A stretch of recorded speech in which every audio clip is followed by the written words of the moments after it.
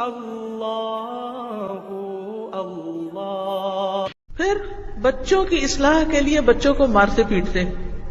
جیسے پہلے زمانے میں کیا ہوتا تھا، ماں باپ کیا کہتے کہ کھلاؤ سونے کا لقمہ اور دیکھو شیر کی آنکھ سے. اور پھر یہ کہا جاتا تھا کہ بچوں کی اصلاح کے لیے کبھی بھی ڈنڈا ہاتھ سے نہیں چھوڑو، خوب پٹائی کرو. قرآن پڑھاتے ہوئے، سبق پڑھاتے ہوئے، اسکول میں ہر جگہ پٹائی پٹائی پٹائی. اور اس سے وہ بچوں کو کہتے تھے ہم ادب سکھا رہے ہیں. اور بہت ہارش پنشمنٹس، سخت قسم کی سزائیں.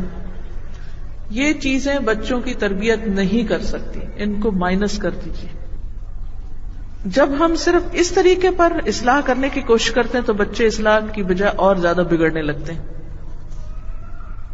تو نمبر 1 ریزن بچوں کے بگاڑ کی ہے ہارش اور سختی اور تشدد کے ساتھ تربیت کرنا. اس سے بچے بگڑتے ہیں.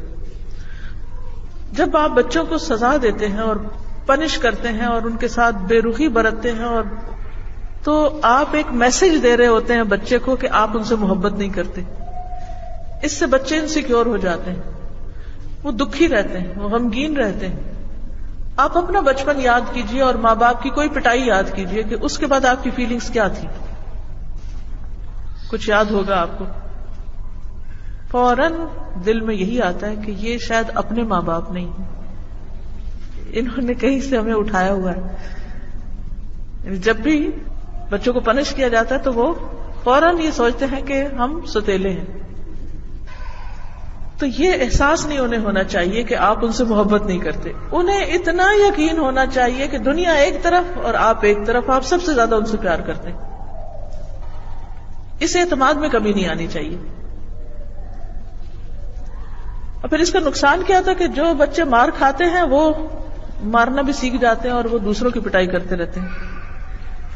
جو بچے ماں باپ سے مار کھاتے ہیں وہ فوراً اپنے چھوٹے بہن بھائیوں کو مارنا شروع کر دیتے ہیں، اسی انداز میں ڈانٹتے ہیں، اسی لہجے میں بولتے ہیں، اسی طرح چیختے چلاتے ہیں. اس لیے اپنے ہی ایکشنز کے بارے میں ہمیں واچفل ہونا ہوگا، کیونکہ جن بچوں کو مار پڑتی ہے ان کے اندر ایک غصہ اور ایک انتقامی جذبات پیدا ہوتے ہیں.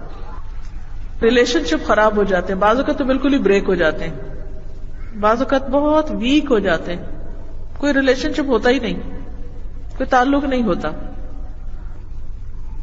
پھر ہم جب طاقت کے زور پر بچوں سے کچھ منوانے کی کوشش کرتے ہیں تو دراصل ہم ان کو میسج دے رہے ہوتے ہیں کہ ہر کام طاقت سے نکلوایا جا سکتا ہے، اور پھر وہ بھی وہی طاقت آزمانے لگتے ہیں. ان سب باتوں کا اصل میں نقصان یہ ہے کہ ہم جو طاقت کے بلبوتے پر بچوں کو تربیت دینے کی کوشش کرتے ہیں یا سمجھانے کی، تو وہ وقتی طور پر تو دب جاتے ہیں، چپ ہو جاتے ہیں. مثلا وہ بات نہیں مان رہے تو آپ نے ان کو بہت شور مچا کے ہنگامہ کھڑا کر کے ایک بات سمجھائی، وقتی طور پہ وہ سہم گئے، چپ ہو گئے، چھوڑ دیا انہوں نے وہ کام. اچھا پھر تھوڑی دیر کے بعد پھر کیا کرتے ہیں؟ دوبارہ وہی کرنے لگتے ہیں، جا کے پھر مار کھاتے ہیں، پھر چپ کر جاتے ہیں، پھر وہی کرنے لگتے ہیں. پھر آپ کیا کہتے ہیں؟ یہ تو مار کھا کر کے ڈھیٹ ہو گئے ہیں، ان کو تو اثر نہیں. بات یہ ہے کہ انہیں سمجھ ہی نہیں آئی کہ وہ کیوں مار پڑ رہی ہے ان کو، کیونکہ ہم نے کوئی چیز دیکھی، ہمیں وہ پسند نہیں اور ہم کو غصہ آ گیا. ہم نے بچے کو ایکسپلین نہیں کیا کہ ہمیں غصہ کیوں آیا اس وقت، اور ری ایکشن ظاہر کر دیا، چیخنا چلانا شروع کر دیا، چیز توڑ پھوڑ شروع کر دی. وہ بچہ پریشان ہے کہ پتہ نہیں ہوا کیا ہے، اسے سمجھ ہی نہیں آئی. اور پھر نتیجہ کیا ہوگا؟ وہ پھر دوبارہ وہی حرکت کرے گا، پھر آپ غصے میں آ جائیں گے. تو وہ کمیونیکیشن گیپ ہے، آپ نے اسے سمجھایا ہی نہیں، ایکسپلین ہی نہیں کیا. اب مثلاً کیا ہوتا ہے کہ آپ کو رات کا کھانا کھانا ہے یا کچن سمیٹنا ہے اور بچوں کو آپ بلا رہے ہیں کھانا کھا لو کھانا کھا لو، نہیں کھا رہا. اب آپ کو غصہ آ جاتا ہے، آپ کہتے ہیں کہ تم وقت پہ کھانا نہیں کھاتے، تم ایسا نہیں کرتے ویسا نہیں کرتے، جو اگلی پچھلی ساری کسر نکال دیتے ہیں، پورے دن کے جو تھکے ہوتے ہیں وہ سب نکال دیتے ہیں. لیکن اگر اس کے بجائے آپ صرف اتنا کہہ دیں کہ دیکھو تمہارے لیٹ کھانا کھانے کی وجہ سے میرے اتنے گھنٹے ضائع ہو جاتے ہیں، یا مجھے اتنی دیر کچن میں رہنا پڑتا ہے، یا میں فلاں کام مکمل نہیں کر پاتی، تو آپ دیکھیں گے اس کا اثر بالکل ایک اور طرح ہوگا بچے کے اوپر. اچھا میری وجہ سے میری ماں کو تکلیف ہو رہی ہے, پھر اس کا ری ایکشن اور طرح ہوگا. لیکن اگر آپ نے اس کو بتایا نہیں کہ آپ کو کیا تکلیف ہو رہی ہے اور آپ صرف چلا رہے ہیں, اس سے اصلاح نہیں ہوگی. حضرت انس کہتے ہیں کہ میں نے اللہ کے رسول صلی اللہ علیہ وسلم سے بڑھ کر کسی کو بچوں پر شفقت کرتے ہوئے نہیں دیکھا. محبت کے بعد دوسری چیز میں نے کیا بتائی تھی, کیا کرنا؟ شفقت, مہربانی, ہمدردی.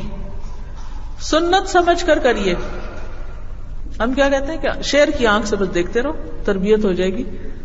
ان کو دہلائے رکھو, ان کو ڈرائے رکھو, کانپتے رہے ہمیں دیکھ کے. یہ کیا ہے تربیت؟ اس محاورے کو نکال دیجئے, یہ نہیں چلے گا. یہ سنت سے ثابت کوئی نہیں ہے شیر کی آنکھ سے دیکھنا. ٹھیک ہے, کسی وقت تو آپ کوئی بدتمیزی کر رہے ہو تو منہ سے بولنے کی بجائے آنکھ سے دیکھ کے روک دیں, لیکن ہر وقت اس طرح نہ دیکھیں. اب کہتے ہیں کہ نہیں باپ کا روب ہونا چاہیے اور اس کو تو خونخوار نگاہوں سے ہی دیکھتے رہنا چاہیے. نہیں. اللہ اللہ اللہ